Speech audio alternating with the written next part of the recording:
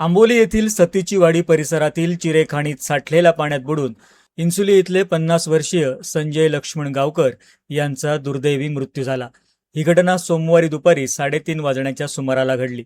घटनेची माहिती मिळताच सह्याद्री ॲडव्हेंचर आणि रेस्क्यू ग्रुप आंबोली सांगेलीच्या बचाव पथकानं तातडीनं घटनास्थळी धाव घेतली।